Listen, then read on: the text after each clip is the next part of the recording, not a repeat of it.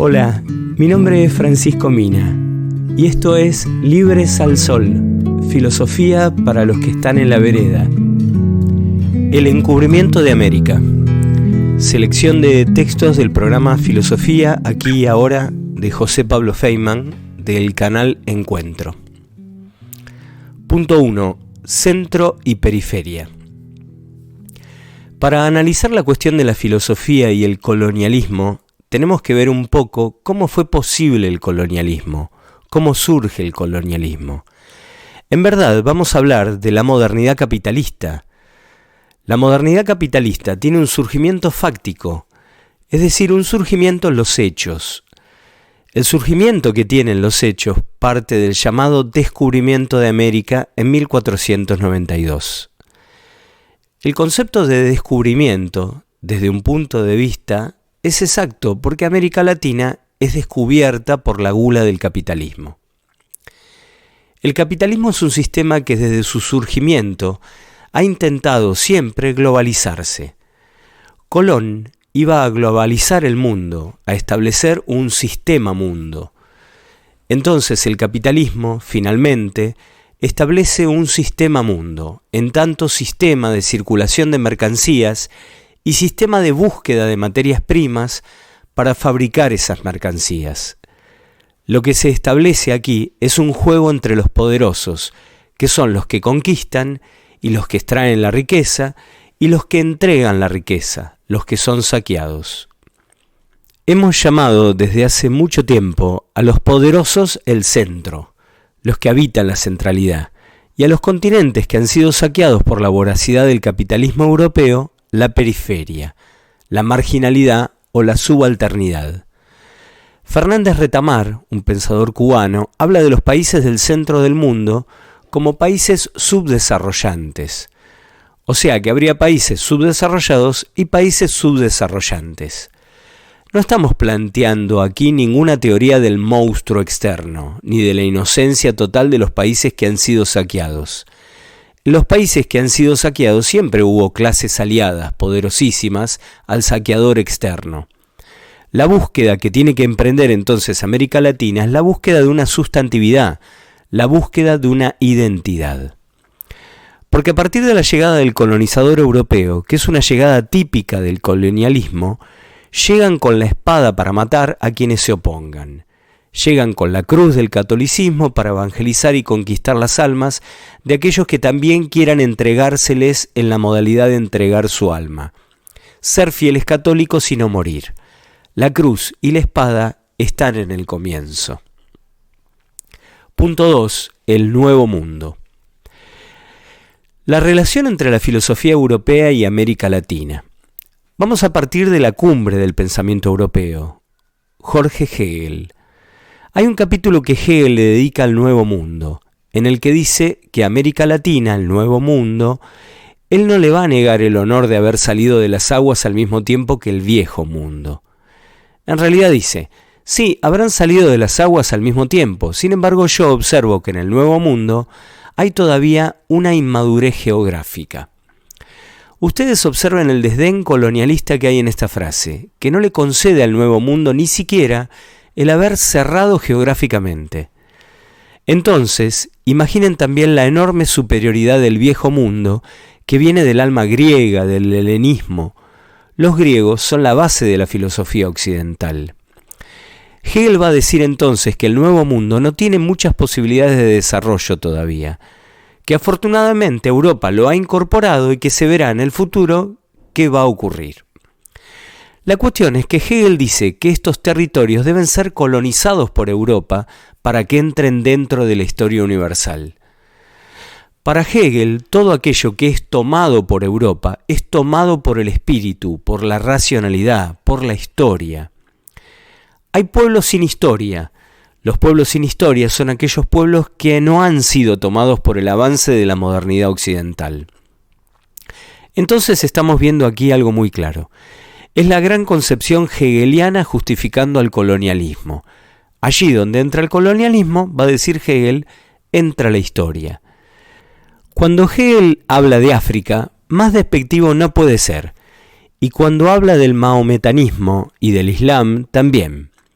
Dice, el Oriente se acabó, se ha quedado dormido en la pereza islámica. Hegel va a decir que la dialéctica es el movimiento interno de la historia, o sea, la historia es dialéctica. Como la historia es dialéctica, avanza de negación en negación y finalmente llega a su gran afirmación final, que es el saber absoluto que se da en la filosofía hegeliana. El gran discípulo de Hegel, el más lúcido de la izquierda hegeliana, va a ser Marx. Marx también va a tener un pensamiento muy concreto acerca de la situación colonial. Esta burguesía, para Marx, debe expandirse planetariamente. Allí donde entra la burguesía capitalista, entra el progreso, va a decir Marx. Incluso Engels tiene un texto que dice, en buena hora Estados Unidos ha conquistado a México, porque al conquistarlo va a instaurar ahí las modernas relaciones de producción capitalista. Y solamente así va a surgir un proletariado industrial que es el que va a hacer finalmente la revolución. Punto 3. Las ideas no se matan. Nos vamos a ocupar hoy de la figura de Sarmiento y de un momento muy trascendente en su vida porque lo llevó a la escritura del Facundo.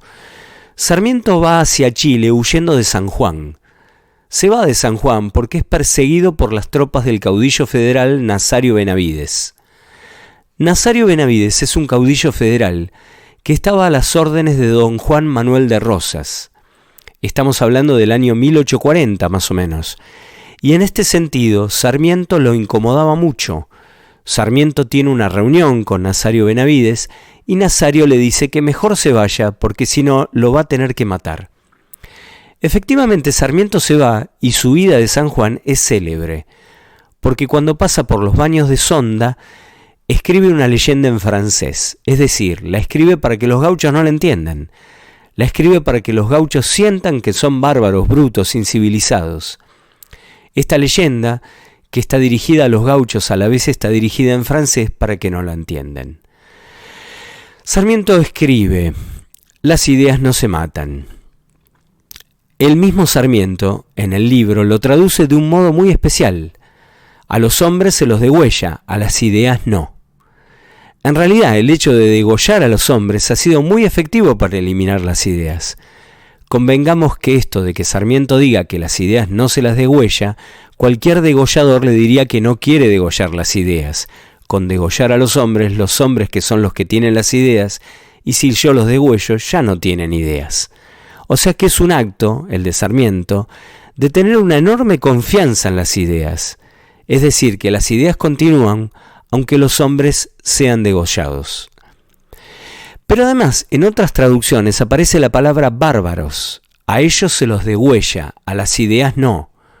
Bueno, Sarmiento cruza a Chile donde reina la libertad. El objetivo del libro que va a escribir, que es el Facundo, consiste en demostrar la barbarie del régimen de Juan Manuel de Rosas a través de la barbarie de Juan Facundo Quiroga, el caudillo federal. Cuarto punto, civilización y progreso.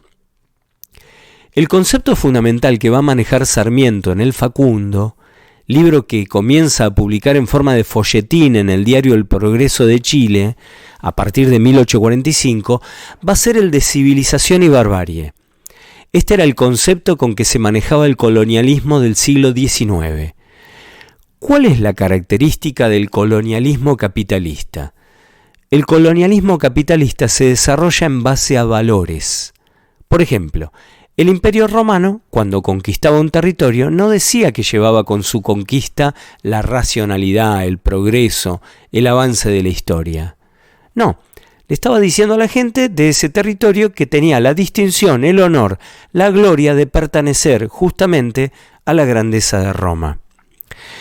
Pero desde el descubrimiento de América con Cristóbal Colón en 1492, cuando comienza el sistema capitalista, que comienza a globalizarse ya ahí, el desembarco de los españoles en América viene con el valor de la evangelización. Ese es el gran valor.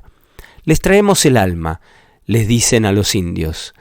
Si ustedes aceptan que nosotros los evangelicemos, ustedes van a tener un alma.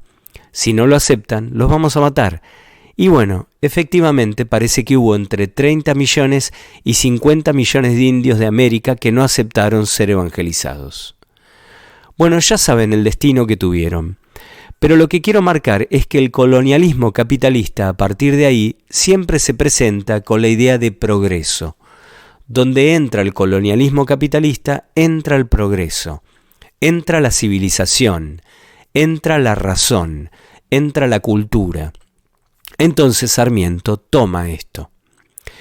Lo excepcional que tiene el Facundo de Sarmiento es que se trata de un libro con la ideología del conquistador, pero escrito por un hombre de la élite del país colonizado. La cuestión es que lo que se desarrolla es la civilización occidental. La civilización occidental tiene que ocupar el mundo, porque al ocupar el mundo lo civiliza, lo hace entrar en la senda del progreso, de la cultura. Entonces lo que hace Sarmiento es incorporar este concepto de civilización. Donde entra Europa, entra la civilización. Nosotros, los hombres de Buenos Aires, los hombres cultos, los hombres que nos hemos formado con las ideas europeas, somos la civilización. Los hombres del interior, los gauchos, los hombres de las campañas, los hombres que no conocen las ideas europeas, son la barbarie. ¿Qué es la barbarie? La barbarie es lo otro. La barbarie es lo inintegrable por la civilización. El antagonismo civilización y barbarie nunca se resuelve en la historia argentina. Está planteado por Sarmiento en el Facundo y no se resuelve más. Hoy no está resuelto. Hoy la opulenta ciudad de Buenos Aires es la que se asume como la civilización y todo el conurbano es lo que es considerado barbárico. Porque a la civilización occidental cada vez tiene que levantar más muros para seguir manteniéndose. Cayó el muro de Berlín, pero se levantaron montones de muros. Estos muros son los que levantan los civilizados para que los bárbaros no entren en los dominios de la civilización. El libro de Sarmiento se llama Civilización y Barbarie, o sea, dos conceptos totalmente antinómicos. Una cosa es la civilización, que es la cultura, es la racionalidad, son las ideas, es el progreso, es eso que se llama el tren del progreso. Y otra cosa es la barbarie, que es la campaña, que es el atraso, que son las viejas costumbres del federalismo precapitalista.